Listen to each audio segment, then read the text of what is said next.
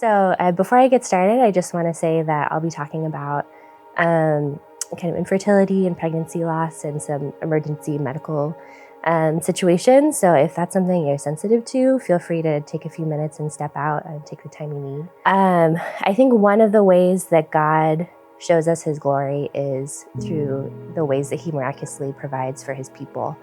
Kind of those both miraculous and mundane provision and blessing that comes from the Lord is one of the ways that he shows us who he is and what he's capable of. And of course, the greatest gift we can get from the Lord is just his presence. But because he is a loving father, he has even more abundant gifts for us. And so today I just wanted to share kind of the three main ways we've been seeing God's provision in our lives the last few years.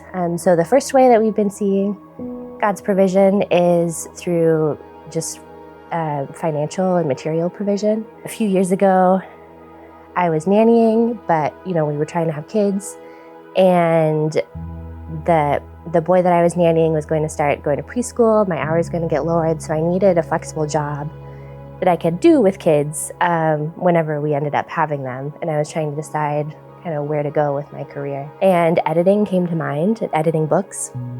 But I'd never done that before. I didn't have any experience in it. I just really like reading. And so I was praying, like, Lord, is this a good situation for me? Is this a good thing to pursue? It's something that I could do it's something I could do when I have kids that was flexible. And 2 days later, I was at a party and met a friend of a friend, and she was an editor and mentioned that she was an editor. And I said, I'd love to pick your brain. And she said, well, do you want a job? And so I was like, okay, God, I guess I'm editing now. So that was my first editing gig. It was medical editing. And then from there, I started my own editing business. But I'm a freelancer, and so kind of the crazy thing, the way that we've seen God's provision through this is really feels like manna. Every time I finish a project, I don't have anything on the horizon. I pray, and either that day or later that week, I'll get a call or an email from someone that needs something done. And month after month, God has stepped in and filled in the gap of providing for us financially in this season when I'm starting a new venture, starting a new business, trying to do something that would be a flexible situation when we have kids. And I'm just so grateful for that. And it's just felt so miraculous. One month, it was like halfway through the month, and I was praying, and I was praying, Lord, I know this is very specific, and feel free to say no, but I would love $2,000 before the end of the month. If I could earn $2,000 before the end of the month, that would really fill out our budget. That would be great. And later that day, I got a call from someone who needed a job done. And I was like, oh, this is great. Usually they pay half up front, half afterwards. So I'll get $1,000. So that, good news, halfway there. And he said, no, it's better for me if I just pay it all up front. And I just have that story, month after month, year after year of doing my editing business, where God has really provided for us financially. While we were going through that season of infertility, while month after month we were experiencing frustration and heartache, at the same time, manna from heaven of consistent financial provision, not mansion money, not lavish, but consistent and sufficient and abundant for our needs. And so grateful for that. The second way that we've really seen God's provision for us the last few years is physically. So last time I was talking at Story Sunday, my husband Kevin and I shared about our first miscarriage in October of 2021. And then kind of the long season of infertility after that. Our second miscarriage happened last October 2024. And then in December, Christmas Eve, we found out we were pregnant again. And a week after that, January 1st, I started having extreme pain on the left side of my body Thursday evening, January 1st. It was just really uncomfortable, really painful. I didn't know, was it serious? Should I ask a doctor? Should I go to the ER? Can I take pain meds? Can I use a hot pad? I didn't know what I could do because it was so early in the pregnancy. And a friend of mine came to mind from college. I hadn't talked to her in probably 8 years. but she was a midwife. And I texted her and I said, hey, this is the situation. What should I do? And she said, if it gets worse tonight, go to the ER tonight. Otherwise, go in tomorrow as soon as you can. And that gave me permission to like take my pain seriously.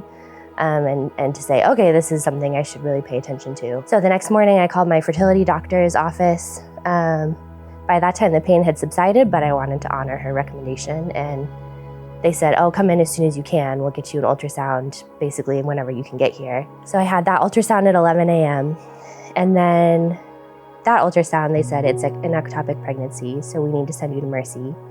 And I don't know how many people in their office were working on my behalf that day, but they scheduled an ultrasound for me. They scheduled lab work at Mercy.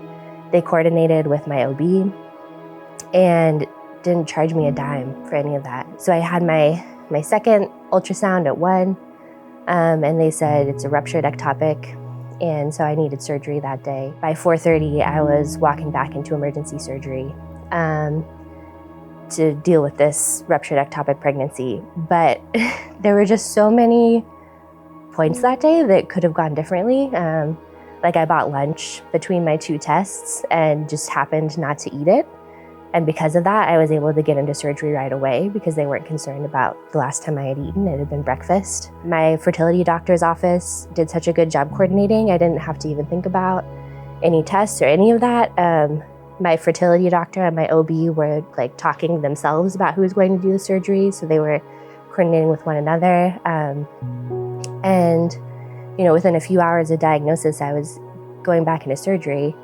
But the amazing thing is the rupture happened Thursday evening, which means I had been bleeding internally for about 20 hours by the time that I was going back into surgery. But afterwards, when they give you kind of the breakdown of like, here's all the fluids we took out of you and stuff like that, they only took out, there was only about less than a cup of blood inside, which is like less than half, you know, kind of the standard they would expect to remove from someone for like a healthy ectopic ruptured pregnancy. I just really feel like God held my body together for almost a full day. I wasn't experiencing any pain kind of that whole day. When the nurse called my name to go back to pre-op, I stood up and she looked at me and double checked her notes and said, for a ruptured ectopic? And I was like, yeah. And she said, do you need a wheelchair? And I was like, I'm good. Like, I don't, and there were no complications, no anything. And then 2 days later, that Sunday, was when we had that huge ice storm that shut everything down in the city for days. So if it had happened the next day, my OB's office and my fertility doctor's office would have been closed. It would have been a completely different situation for getting care. If it had happened 2 days later, we would have been stuck in our house, unable to get anywhere because of the ice. So God just was so protective of me. He preserved my life and brought us through that, and I'm so grateful. And when I was thinking about this Story Sunday, I just, like, Satan's goal for us is spiritual death. He wants us to be, like, apart from the Lord for eternity and as miserable as he is. But he'll settle for, like, just killing us. And the amazing thing is that Satan has no authority over whether we live or die. It's our Father, our loving Father, who gets to decide when the fiery furnace burns us or when the lion's den is dangerous for us. And that is such a blessing and such a relief. And like, I will tell you, like, God has been preserving life at our church left and right this year. I know of 2 different deacons who either drove straight through the tornado or missed it by minutes and were fine. Minister Bernie, Bulletproof Bernie, who like got 3 bullets in her car while she was in it, and she walked away totally fine.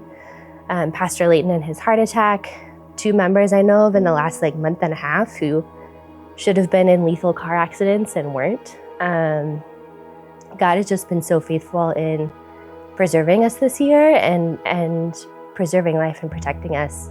So whatever situation you find yourself in, I just want you to be encouraged that Satan is not in charge of deciding what happens to you, because your life is in God's hands and you can rest in that. So that was the second way that God has really provided for us the last few years, is just physically and physical protection. The third way that he's provided for us is spiritually. Last November, we got an email from Pastor Jonathan that they were starting up a life group in our area.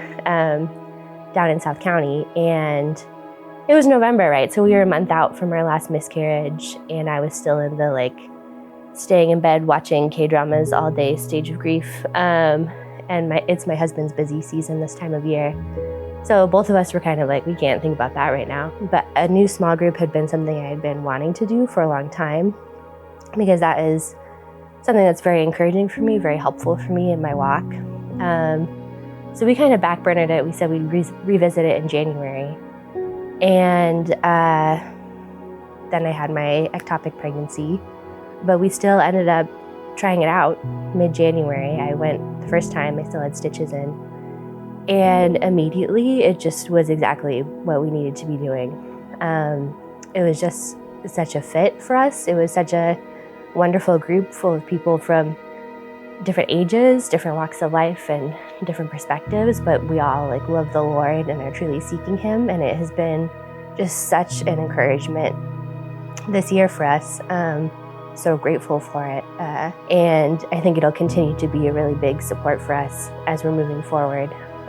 But just the timing of it is crazy. Just amazing that He is looking out for us in all sorts of different ways in the midst of everything else that was going on. And I will say, we're pregnant now, which is great. We got pregnant in July. I'm, as of today, 22 weeks pregnant with a healthy baby boy. And we're so thankful for that. And I don't want to diminish that at all, because it's something we prayed for almost 4 years. But the point I want to hammer on today is, while we were grieving, while we were waiting, while we were experiencing loss after loss, God was blessing us, and He was there with us, and He was providing for us in so many different ways. And so no matter what season you find yourself in, God is present in that season, and He's blessing you in that season. So I just want to encourage you today that if you're grieving, if you're frustrated, if you're feeling distant from the Lord, He is blessing you today, and He is blessing you in many different ways, even if it's not the way that you're asking to be blessed. So it's an opportunity to just pray and ask the Lord to open your eyes to see the blessings that He's giving you and providing for you today.